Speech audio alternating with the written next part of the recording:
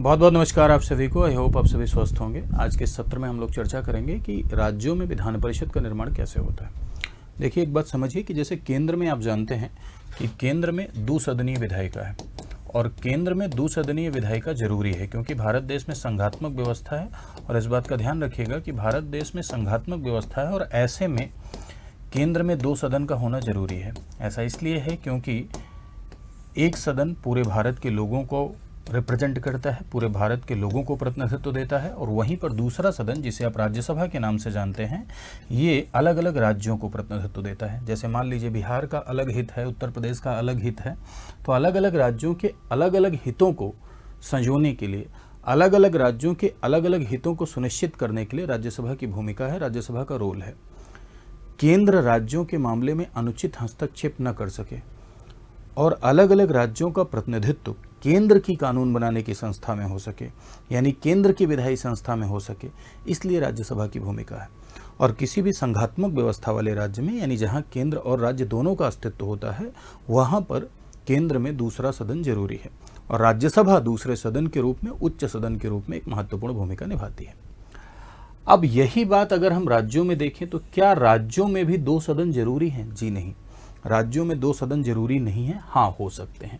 राज्यों में द्विसदनीय विधायिका का अस्तित्व हो सकता है लेकिन जरूरी नहीं। आपके मन में प्रश्न उठ रहा होगा कि आखिर द्विसदनीय विधायिका का अस्तित्व राज्यों में हो सकता है तो जरूरी क्यों नहीं है? जरूरी इसलिए नहीं है क्योंकि ये राज्यों की इच्छा पर छोड़ा गया कि एक सदन के साथ साथ दूसरा सदन यदि आप बनाएंगे तो राज्य के संसाधन खर्च होंगे, पैसे लगेंगे, साथ साथ कोई भी एक नया सदन बनता है तो उसका सचिवालय बनता है, उसके जो मेंबर होते हैं उनको पे करना पड़ता है, भारी मात्रा में धन खर्च होता है। और ऐसे में कोई ऐसा राज्य जिसके पास संसाधन कम है, उसके ऊपर यदि ये बोझ डाल देंगे तो ये ठीक नहीं होगा।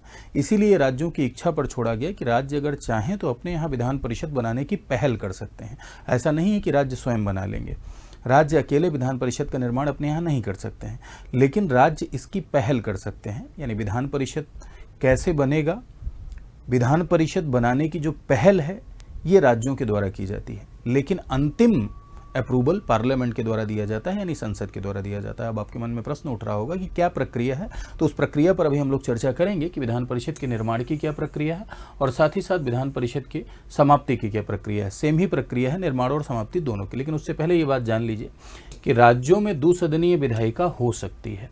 राज्यों में द्विसदनीय विधायिका हो सकती है, जरूरी नहीं है। और एक सदन है जो निम्न सदन की भूमिका निभाता है, जिसे आप विधानसभा के नाम से जानते हैं। और भारत देश में आप देखेंगे कि जितने भी राज्य हैं हर जगह विधानसभा का अस्तित्व आपको नजर आएगा। साथ साथ एक सदन हो सकता है जो कि उच्च सदन की भूमिका निभाता है।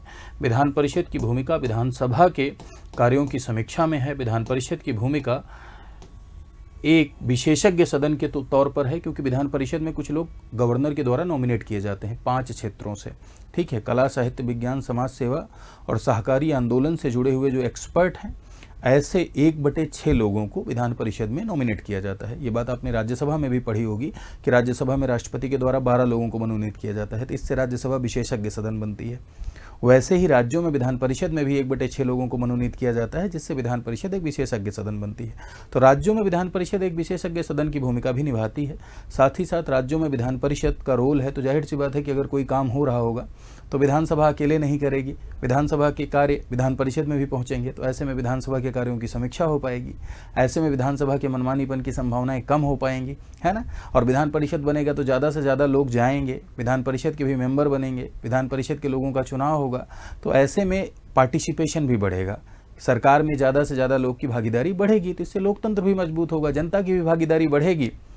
और विधान परिषद होने से डेमोक्रेसी में पार्टिसिपेशन बढ़ेगा, यानी डेमोक्रेसी में भागीदारी बढ़ेगी, क्योंकि विधान परिषद में एक सदस्य होगा तो वो सदस्य जाहिर सी बात है कि अपने लोगों का, अपने क्षेत्र का रिप्रेजेंटेशन करेगा, प्रतिनिधित्व करेगा, तो इससे भागीदारी बढ़ती है। और जितना ज़्यादा से ज़्यादा भागीदारी बढ़ती है उतना ज़्यादा से ज़्यादा लोकतंत्र क्या होता है, मजबूत होता है। तो खैर, विधानसभा के साथ साथ विधान परिषद क्या हर राज्य में है? जी नहीं, विधानसभा के साथ साथ विधान परिषद हर राज्य में नहीं है, बल्कि विधान परिषद इस समय अगर देखा जाए तो सिर्फ 6 ही राज्यों में विधान परिषद है।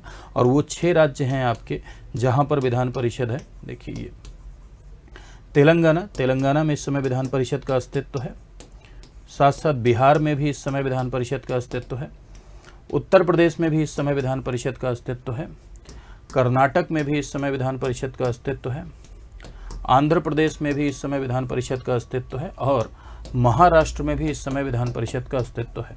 ठीक है, महाराष्ट्र, आंध्र प्रदेश, कर्नाटक, उत्तर प्रदेश, बिहार और तेलंगाना, ये 6 जगह हैं जहां पर विधानसभा के साथ साथ विधान परिषद भी है। अब विधान परिषद का निर्माण और समाप्ति की प्रक्रिया के बारे में आज हमें जानना है। तो विधान परिषद के निर्माण और समाप्ति की प्रक्रिया एक ही जैसी है। आर्टिकल 169 ऑफ द कॉन्स्टिट्यूशन यानी संविधान का अनुच्छेद 169 विधान परिषद के निर्माण की भी बात करता है और अनुच्छेद 169 विधान परिषद के समाप्ति की भी बात करता है। विधान परिषद के निर्माण और समाप्ति के लिए इसकी जो पहल है, ध्यान से सुनिएगा इस बात को, कि किसी भी राज्य में यदि विधान परिषद का निर्माण करना है तो इसकी पहल किसके द्वारा शुरू होती है? राज्यों के द्वारा पहल की जाती है। अब राज्य पहल कैसे करते हैं? तो विधान परिषद के निर्माण का प्रस्ताव विधानसभा में लाया जाता है। राज्यों की विधानसभा अपने यहाँ प्रस्ताव लाएगी, विधानसभा प्रस्ताव लाएगी। किस बात का प्रस्ताव लाएगी? विधान परिषद बनाने का प्रस्ताव लाएगी। फिर से सुनिएगा, राज्यों की विधानसभा विधान परिषद के निर्माण का प्रस्ताव लाएगी। निर्माण अगर करना है तो आप निर्माण का प्रस्ताव लेकर आ सकते हैं, और अगर समाप्ति करनी है तो आप समाप्ति का प्रस्ताव लेकर आ सकते हैं। समाप्ति करनी है तो समाप्ति का प्रस्ताव ला सकते हैं, निर्माण करना है तो निर्माण का प्रस्ताव ला सकते हैं। राज्यों में विधानसभा प्रस्ताव लाएगी और इसे विशेष बहुमत से पारित करेगी, यानी 2/3 बहुमत से पारित करेगी। और विशेष बहुमत से पारित करके किसे भेज देगी भैया? तो विशेष बहुमत से पारित करके ये संसद को भेज देगी। फिर संसद सामान्य कानून बनाकर विधान परिषद का निर्माण कर सकती है। फिर से ध्यान से सुनिएगा कि सबसे पहले राज्यों के द्वारा पहल की जाती है। राज्यों के ये अधिकार क्यों दिया गया, मैंने पहले आपको बताया। राज्यों के विधानसभा अपने यहाँ प्रस्ताव लाएगी, अगर निर्माण करना होगा तो निर्माण का, समाप्ति करनी होगी तो समाप्ति का।